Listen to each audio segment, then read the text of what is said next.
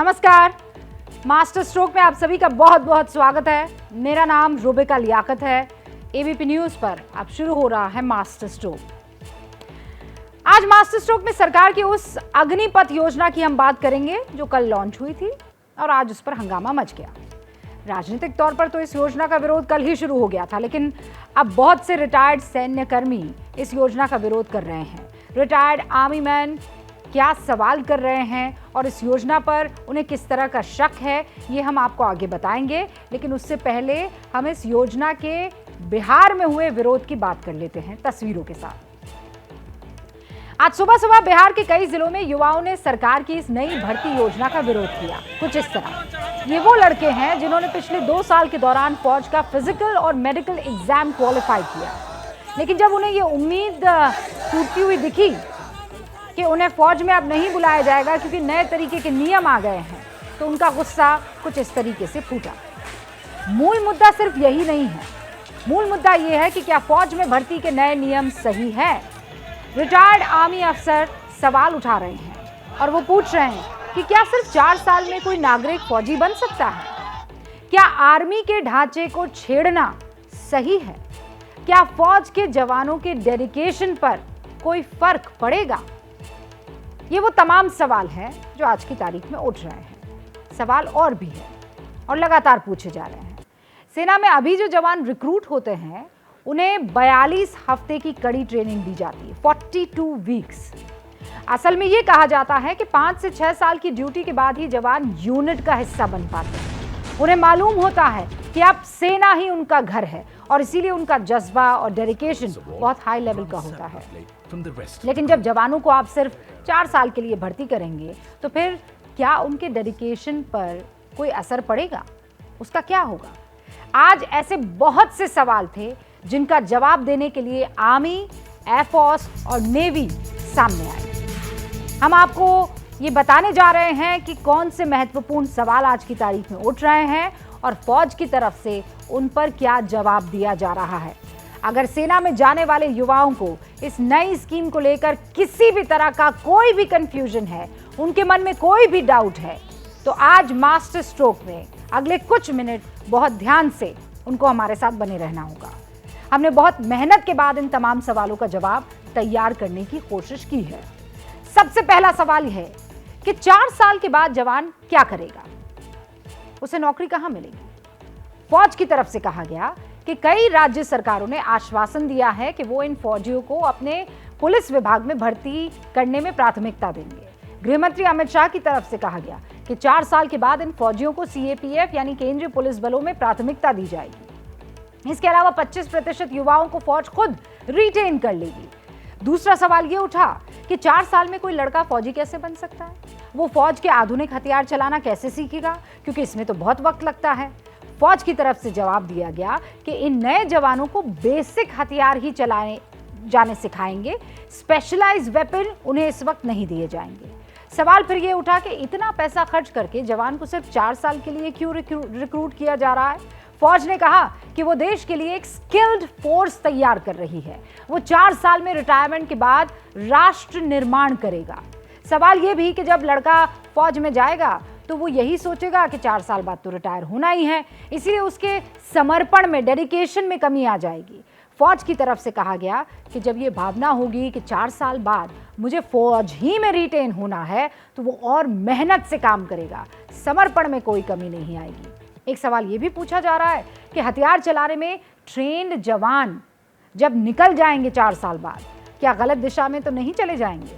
Army की तरफ से कहा गया कि उनका चरित्र बहुत ऊपर है, उनका जवान गलत रास्ते पर नहीं जा सकता है। इन कंफ्यूजन से पर्दा हटना बहुत जरूरी है और इसीलिए हमने ये डिटेल्ड रिपोर्ट मास्टर स्ट्रोक की कवर स्टोरी में आपके लिए तैयार की है।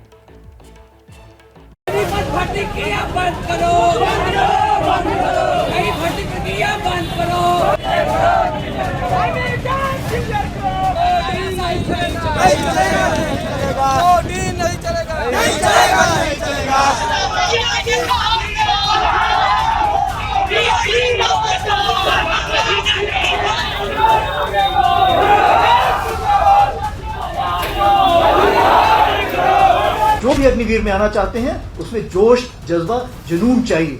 नौकरी के लिए कृपया मत। नेता हो या विधायक हो, उसको 5 साल विधायकी करने को मिलता है। हम लोग को 4 साल में क्या होगा सर? 4 साल के बाद हम लोग रोड पर आ जाएंगे। तो 4 साल बाद निकलेगा तो वो छाती तान के आराम से निकलेगा, जहां भी जाएगा उसको दोनों हाथ से रिसीव किया जाएगा।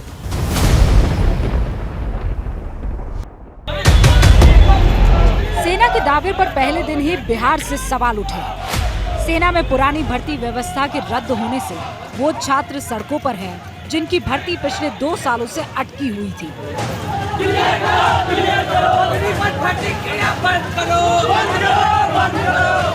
ये वो अभ्यर्थी हैं जिनका दावा है कि वो सेना का फिजिकल और मेडिकल एग्जाम क्लियर करके बैठे हुए हैं, लेकिन अब सरकार ने अचानक पुरानी सारी भर्तियां रद्द कर दी हैं।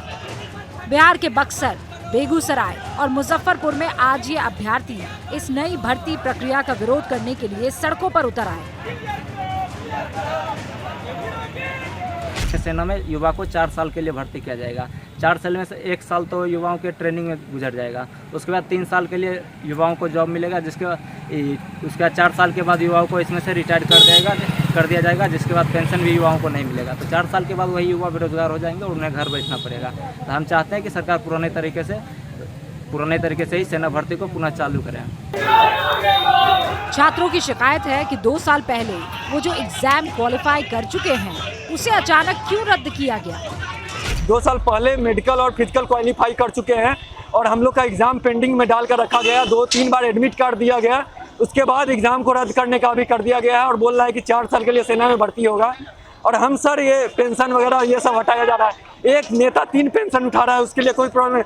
ये हम लोग का मांग है जो बंद किया जाए, डीओडी वापस ले और एग्जाम शुरू किया जाए।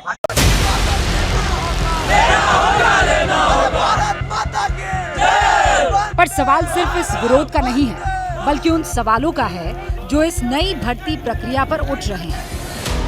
सेना का दावा है कि उसने अपनी औसत उम्र कम करने के लिए ये फैसला लिया है। Today, we see that the average age of an Indian Army soldier is approximately 32 to 33 years. And with the Agniveer and the Agnipath scheme coming into the fold, in around 8 to 10 years, we will be able to lower the profile of the soldier to approximately 24 to 26 years. And this will only make the army fitter. We'll be able to handle more challenging situations that we come across in the difficult areas that our troops operate in. सबसे प्रमुख सवाल ये पूछा जा रहा है कि 4 साल बाद जब इन युवाओं को नौकरी नहीं मिलेगी तो वो क्या करेंगे? इसका जवाब आज सेना की तरफ से दिया गया। को जॉब मिलने की बात हम सोच रहे हैं, वो इतना आसान नहीं होगा। कहीं ऐसा तो नहीं हो 4 साल के बाद वो जॉब ना मिले और वो एक मिनियल जॉब करें, जैसे सिक्योरिटी गार्ड या कहीं ना कहीं एंटी सोशल एक्टिविटी के अंदर इन्वॉल्व हो जाएं, अपने आप को ज़िंदा रखना या अपने आप के कुछ कमाई करने के लिए। इसलिए मुझे लगता है गवर्नमेंट को सोचना चाहिए कि क्या हम इनको लेटरली इंडक्ट कर सकते हैं सेंट्रल आर्मर्ड पुलिस फोर्स में। हमारी भारत फौज बहुत बड़ी कंपनी है, उन्होंने भी बोला है कि जैसे ही ये लोग बाहर आएंगे मैं इनको दोनों हाथ से इनको कबूल करने के लिए तैयार रहूंगा। यानी कहने का ये मतलब है कि 4 साल की ट्रेनिंग और वो भी फौज के साथ, जिसमें इतना बड़ा, देखिए मॉरल वैल्यूज जिसको हम बोलते हैं, इथॉस बोलते हैं, जो एथिक्स बोलते हैं, जो एक समाज में जो हमने इतना बड़ा एक डिसिप्लिन, आपका एक जो हम एक दर्जा हासिल करेंगे, इसको आगे आने वाले दिनों में दोनों हाथ से सब कोई पूरा समाज कबूलेगा। तो बाकी जहां तक सवाल है 4 साल के बाद कोई गलत रास्ते पे जा रहा है, 40 साल बाद जा रहा है, 50 साल बाद जा रहा है, वो तो देखिए आपके और मेरे बलबूते के बाहर है। सवाल ये भी उठ रहे हैं कि जब जवान की नौकरी ही 4 साल की होगी तो क्या वो लड़ पाएगा? क्या उसके अंदर वो डेडिकेशन आ पाएगा? दो जो दुश्मन हैं वो आपके नॉर्थ में चीन है और वेस्ट में पाकिस्तान, वो करीब 7 से 10% अपना जीडीपी का डिफेंस बजट में खर्च करते हैं। तो ऐसे में आपको जो टूर ऑफ ड्यूटी और या अग्निपथ से जो लोग आएंगे, अग्निवीर, वो 4 साल के लिए आएंगे तो वो इतना जज्बा मुझे लगता नहीं। नाम नमक और निशान की जो बात होती है फिर वो सोचेंगे, क्योंकि जिसका जो आज की तारीख में जो जवान है वो अपनी जान को हथेली में लेके चलता है, अपनी देश की सेवा के लिए अपनी जान निछावर कर सकता है। मगर ये जो 4 साल के लिए अग्निवीर आएंगे, उनको पता है कि वो 4 साल के बाद दोबारा एक एनवायरनमेंट में जाएंगे, समाज में जाएंगे, तो वो एक डर पैदा है उनको कि उसकी फैमिली का क्या होगा 4 साल के बाद। जब हम रिक्रूटमेंट रैली करते हैं तो आप देखेंगे क्या होता है, मेरिट लिस्ट बनती है। बहुत लोग बोलते हैं साहब मैंने तो अपना फिजिकल भी पास कर लिया था और मेरे ख्याल से रिटर्न भी मेरा पास था, बट मुझे बुलाया नहीं गया। उसी प्रकार से ऑफिसर्स की एसएसबी होती है, उसमें भी आप देखिए क्या होता है कि आप एग्जाम पास कर जाते हैं बट आपको कॉल अप लेटर नहीं आता है। ऐसा तो है नहीं कि मेरिट जो नहीं आता है इसका मतलब कि वो नाकाबिल है, वो तो एक सोचने का नजरिया है। जब हमारे होम मिनिस्टर साहब बोल रहे हैं कि जो 25 सेलेक्ट हो जाएंगे वो ठीक है, बाकी को हम लेने के लिए तैयार हैं, तो ये कैसी बातें कर रहे हैं? वैसे अग्निवीरों के लिए राज्यों के मुख्यमंत्रियों ने ऐलान भी शुरू कर दिया है। आज हरियाणा के मुख्यमंत्री मनोहर लाल खट्टर ने भी ऐसे जवानों को राज्य सरकार की नौकरी में प्राथमिकता देने का ऐलान किया। विश्वास दिलाता हूं कि जो 75% ऐसे वीर सैनिक अगर वापस आने के पर सरकारी नौकरी चाहते होंगे तो उनको वरीयता दी जाएगी, या अन्य काम करने के लिए भी उनके लिए वरीयता की योजनाएं बनाई जाएंगी। फौज से ये भी सवाल पूछा जा रहा है कि 4 साल की ट्रेनिंग में जब इन जवानों को सारे हथियार चलाने सिखाए जाएंगे तो कहीं ये गलत दिशा में तो नहीं चले जाएंगे। इसका जवाब भी फौज की तरफ से दिया गया। 75% है जो जब आप उनको निकालेंगे, आप उनको क्या रिहेबिलिटेशन देंगे? जब उसको ट्रेनिंग आपने आर्म्स एम्युनिशन वगैरह की दे दी, और ये हमने पीछे भी देखा है कि जो कई ऐसे लोग हैं वो जाके नक्सल्स के साथ मिले हैं।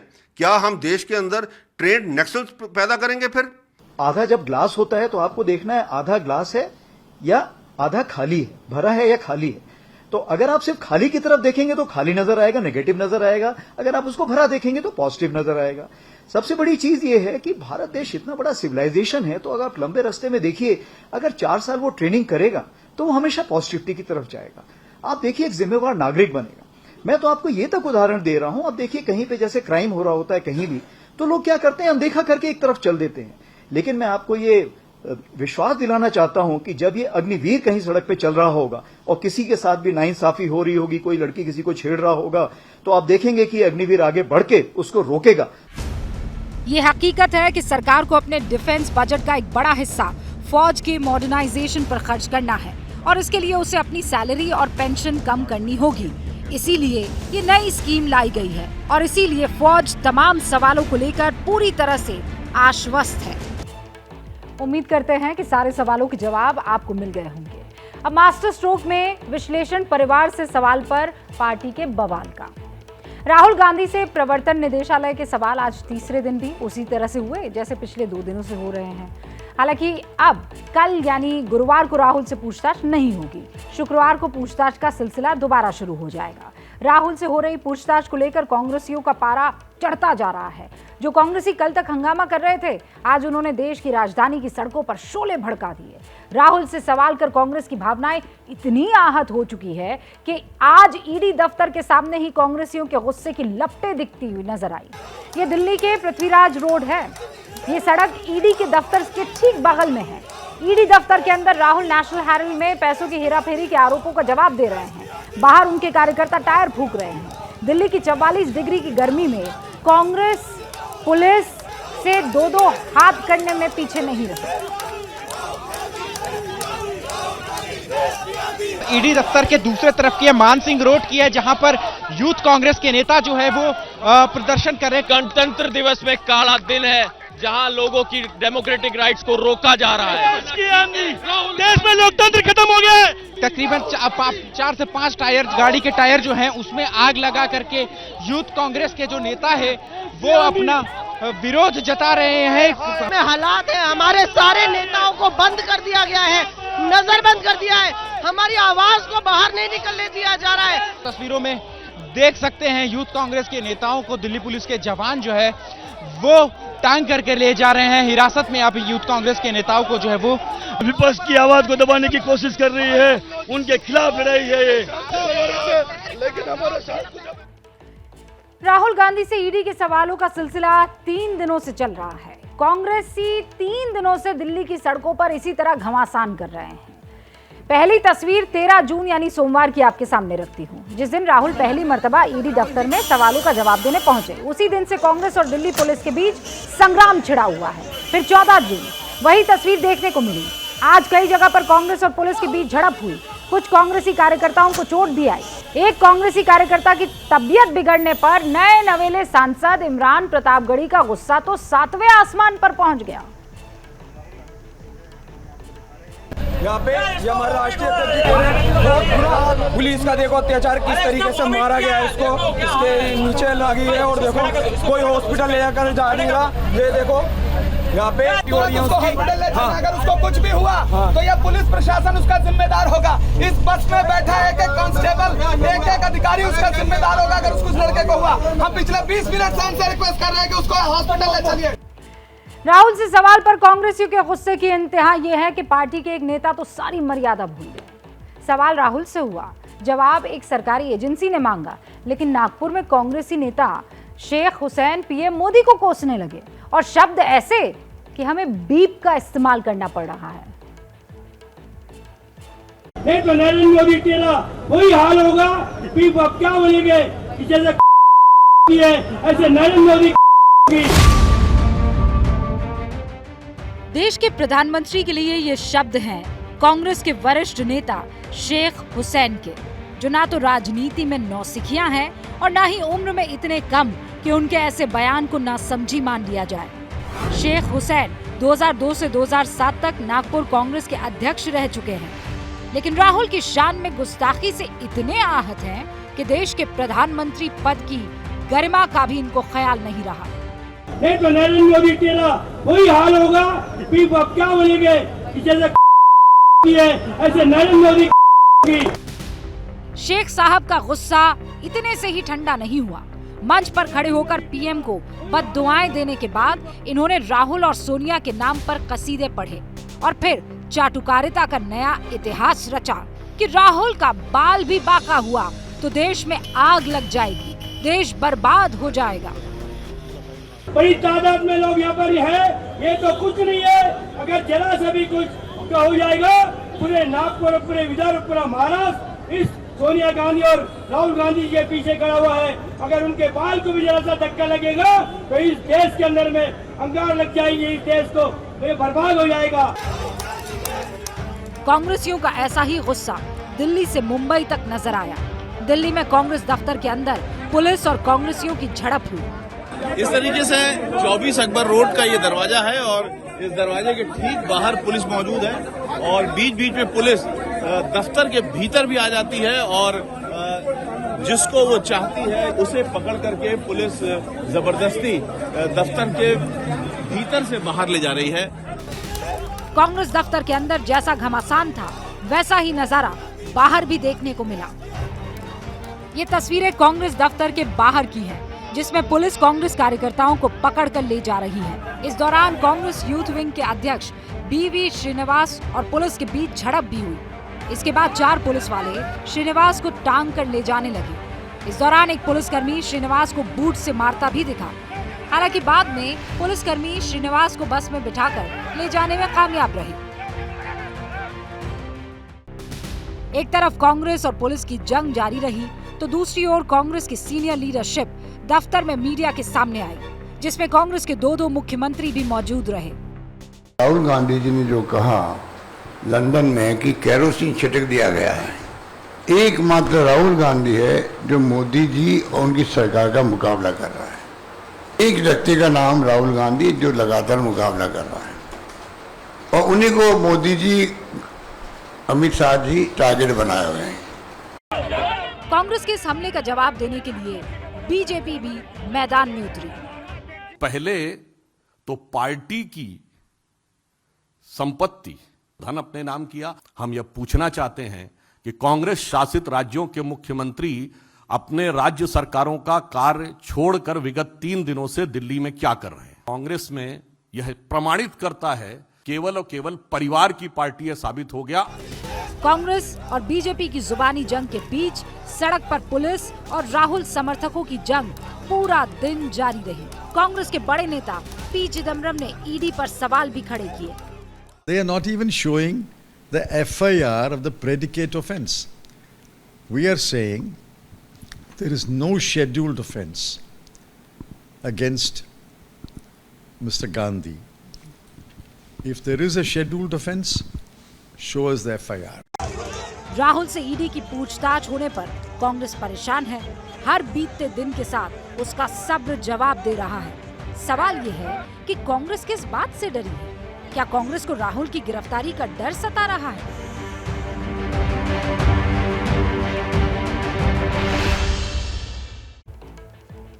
तो पहले 2 दिन करीब 11-11 घंटे की पूछताछ ईडी की तरफ से हो चुकी है और कांग्रेस का हंगामा ये बता रहा है कि उसकी धड़कनें बढ़ी हुई है। सवाल यह है कि क्या कांग्रेस को नेशनल हेराल्ड मामले में राहुल के फंसने का खतरा है?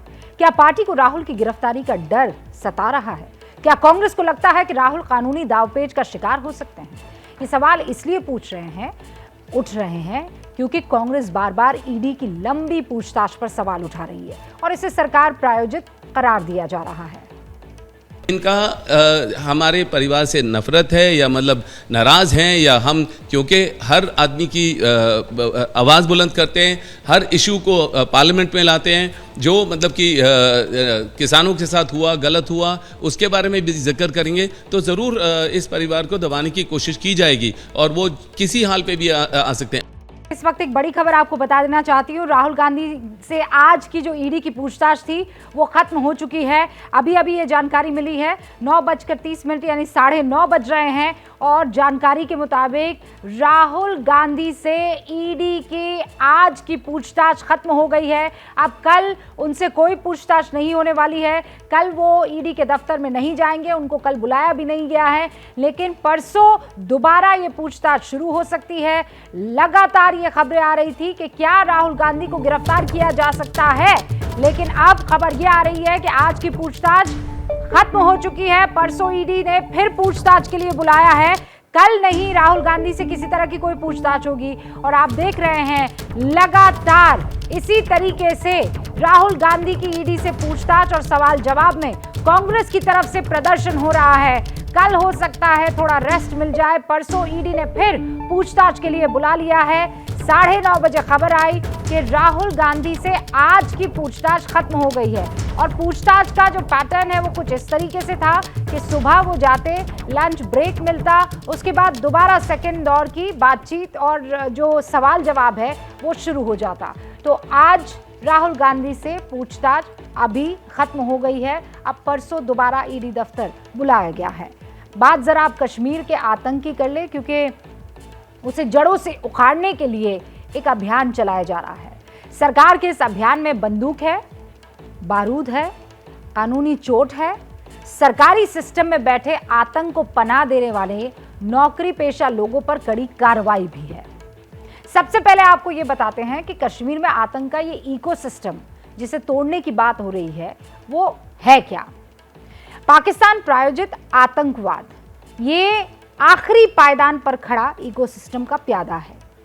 घाटी में सक्रिय आतंकवादी, ये पहला सबसे नीचे लेवल पर। इन आतंकवादियों की कमान इनके हैंडलर्स के हाथ में होती है, जो या तो पाकिस्तान या फिर घाटी में कहीं छिपे हुए होते हैं। तो दूसरा लेवल आया। अब इसके ऊपर आतंकवादियों के साथ साथ घाटी में सक्रिय ओवरग्राउंड वर्कर्स इकोसिस्टम का अहम हिस्सा बनते हैं। ये ओवरग्राउंड वर्कर्स आतंकियों तक खुफिया जानकारी, हथियार, रसद, जरूरी सामान पहुंचाने का काम करते हैं। फिर इनके ऊपर इकोसिस्टम में एक अनदेखा और एक अहम हिस्सा आता है, वो है आतंकवाद का सिंपैथाइजर, यानी आतंकवाद का समर्थक। फिर आता है आतंकवाद के समर्थक का कैटेगरी, आम आदमी से लेकर वो सरकारी पद पर बैठने वाला भी हो सकता है। इस इकोसिस्टम का सबसे अहम पहलू है फंडिंग करने वाली संस्था। इन सबको मिलाकर घाटी में तैयार होता है आतंक का इकोसिस्टम और इसी इकोसिस्टम के खिलाफ सरकार ने एक होलिस्टिक अप्रोच से जंग छेड़ दी है, यानी इकोसिस्टम के हर अंग को अब भंग किया जाएगा और बंदूक से लेकर कानून तक का इसमें सहारा लिया जाएगा। सबसे पहले बात बंदूक की। आतंकी संगठनों ने दहशत फैलाने के लिए कश्मीर घाटी में टारगेट किलिंग तेज की थी। बंदूक उठाने वालों को सेना और सुरक्षा बलों ने बंदूक से जवाब भी दे दिया है। शोपियन के कांजीलुर इलाके में आज सुबह सुरक्षा बलों ने टारगेट किलिंग में शामिल आतंकियों को घेरा। खुफिया इनपुट मिलने के बाद सेलेक्टिव हत्याओं में शामिल कुछ आतंकी कांजीलुर इलाके में मौजूद थे, ये पता लगा। मुठभेड़ में फिर सुरक्षा बलों ने 2 आतंकियों को ढेर कर दिया। इनका संबंध आतंकी संगठन लश्कर-ए-तैयबा से इस वक्त बताया जा रहा है। शिनाख्त में ये पता चला कि एक आतंकी शोपियन का जान मोहम्मद लोन था और लोन नाम का ये आतंकी बैंक मैनेजर विजय कुमार की हत्या में शामिल था। इसे खत्म कर दिया सुरक्षा कर्मियों ने। घाटी में बंदूक उठाने वालों पर सेना बारूद बरसा रही है। आतंक के इकोसिस्टम में अब सबसे आखिरी पायदान पर खड़े इन आतंकियों के खिलाफ ऑपरेशन ऑल आउट चलाया जा रहा है। नए लड़के भर्ती होते ही ढेर कर दिए जाते हैं। आतंकियों के विरुद्ध ऑल आउट युद्ध छेड़ने वाली सेना की कार्रवाई पर अब इस रिपोर्ट को आप देखिए।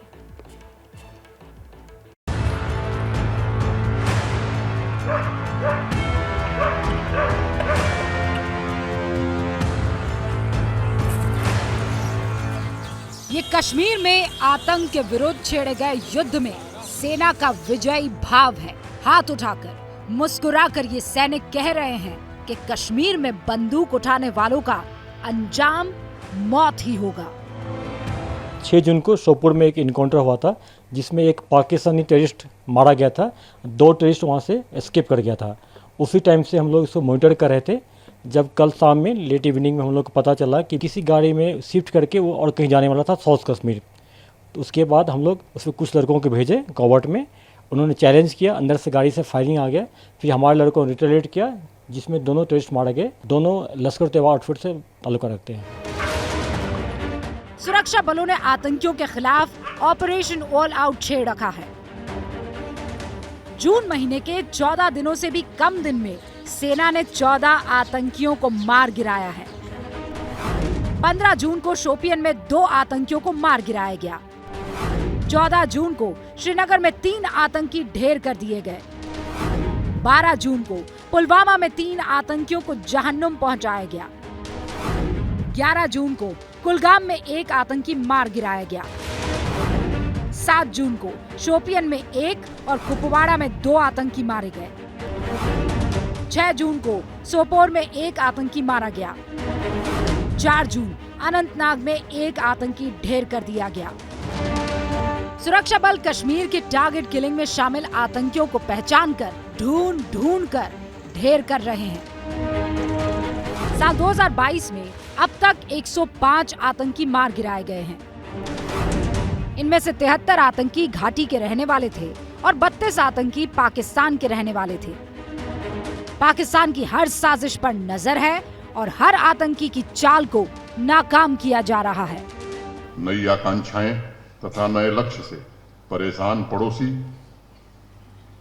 आतंकी देश तमाम नए हथकंडे अपना रहा है। ड्रग्स ट्रैफिकिंग हो, ड्रोन के जरिए हथियारों की तस्करी हो या सोशल मीडिया के जरिए शांति फैलाने की कोशिशें हो रही, इन सब से और सजग रहने की आवश्यकता है।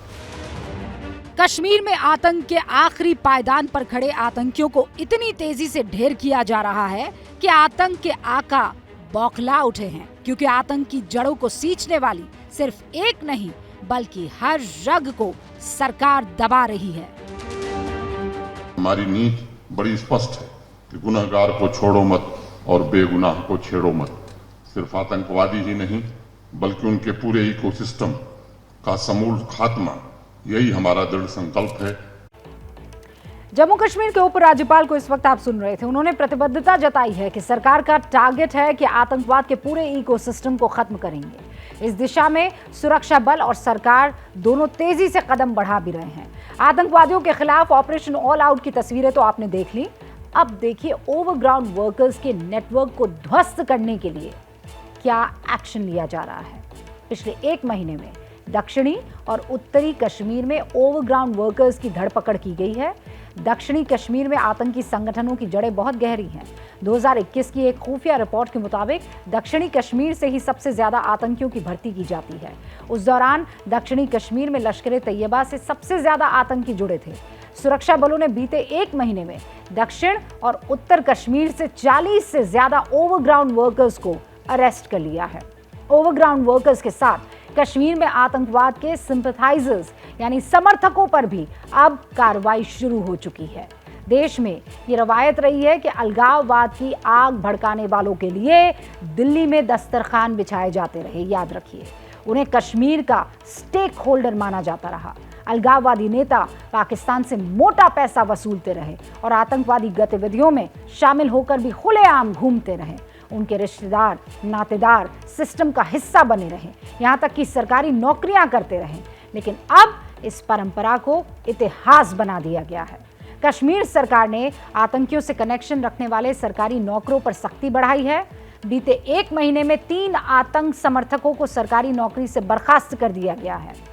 मार्च के महीने में भी आतंक के समर्थक 6 सरकारी कर्मचारियों को बर्खास्त किया गया था। सिंपैथाइजर्स जम्मू कश्मीर से आर्टिकल 370 हटने के बाद से ही वहां आतंक के इकोसिस्टम की पड़ताल और उसे मजबूत बनाने वाले लोगों की पहचान की गई। उनके ऊपर सख्त एक्शन लिए गए।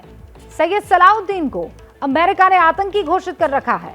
वो पाकिस्तान में रहता है और हिजबुल मुजाहिदीन नाम का आतंकी संगठन चलाता है, जिसके आतंकी यहां कश्मीर में भी एक्टिव है।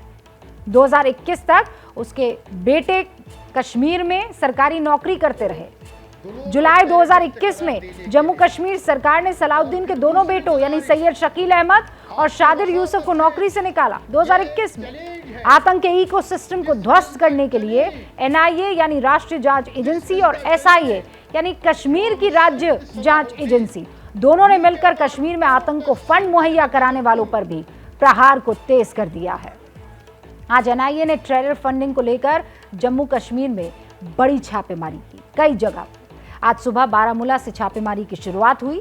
NIA पहले भी कश्मीर में टेरर फंडिंग में शामिल लोगों को पकड़ने के लिए छापेमारी कर चुकी है।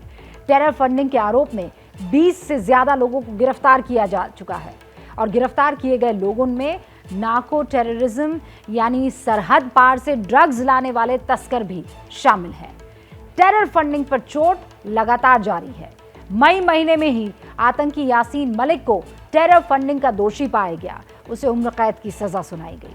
आतंकवाद के इकोसिस्टम में सबसे मजबूत कड़ियों पर सरकार चोट कर रही है। उन संस्थाओं पर भी सख्त एक्शन लिए जा रहे हैं जो समाज सेवा के नाम पर टेरर फंडिंग और आतंक को पनाह और बढ़ावा देने वाले संगठनों से जुड़ी है। वो कैसे, अब इस रिपोर्ट से समझिए।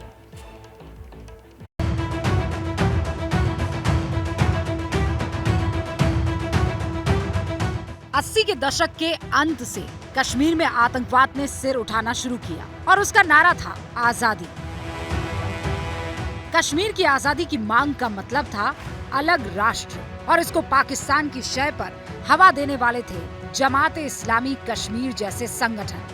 फरवरी 2018 में सरकार ने जमात-उल इस्लामी कश्मीर पर बैन लगा दिया और 15 जून को राज्य सरकार ने उनसे जुड़ी संस्था फलाए आम ट्रस्ट के स्कूलों पर बैन लगा दिया था। फलाए आम की स्थापना 1972 में जमात-उल इस्लामी ने की थी, लेकिन 2018 में जब उस पर आतंकी गतिविधियों से जुड़े होने के चलते प्रतिबंध लगा तो उसने फलाए आम ट्रस्ट से खुद को अलग कर दिया था। फलाए आम घाटी में 300 स्कूल चलाता है। इनमें करीब 1 लाख विद्यार्थी पढ़ते हैं। अब इन स्कूलों में पढ़ाई पर बैन लगा दिया गया है। यहाँ पढ़ने वाले बच्चों को पास के ही सरकारी स्कूलों में दाखिला दिलाया जा रहा है। फलाए आम ट्रस्ट के स्कूलों पर सरकार ने इसलिए पाबंदी लगाई है क्योंकि ये जमात-ए इस्लामी से जुड़ी एक सामाजिक संस्था रही है। माना जाता है कि ये आतंकी संगठन हिजबुल मुजाहिदीन का दाहिना हाथ है। हिजबुल मुजाहिदीन को जमात-ए इस्लामी जम्मू कश्मीर ने ही खड़ा किया है। पहले भी 2 बार जमात-ए इस्लामी को बैन किया जा चुका है। जमात-ए इस्लामी जम्मू कश्मीर में अलगाववादी विचारधारा के प्रचार और प्रसार से जुड़ा संगठन रहा है। जमात-ए इस्लामी कश्मीर आतंकियों को ट्रेनिंग देना, फंड मुहैया कराना, पनाह देने का काम करता है। जमात-ए इस्लामी को जम्मू कश्मीर में अलगाववादी विचारधारा को बढ़ावा देने वाला, आतंकवाद की नई पोत तैयार करने वाला संगठन माना जाता है। इसलिए केंद्र सरकार ने जमात-उल इस्लामी पर प्रतिबंध लगाया था। फरवरी 2018 में इस पर बैन लगा तो कश्मीर प्रशासन ने इससे जुड़ी संस्था फलाए आम के कई स्कूल सील कर दिए थे। बाद में सरकार ने साफ किया था कि स्कूलों पर बैन नहीं लगाया गया है। अब आदेश है कि फलाए आम से जुड़े स्कूलों में भी पाकिस्तान का एजेंडा चलाया जा रहा है। इसलिए फलाए आम के स्कूलों में पढ़ाई लिखाई बंद करने का आदेश दे दिया गया है। और इस तरीके से इकोसिस्टम की रीढ़ की हड्डी पूरी तरीके से ध्वस्त की जा रही है।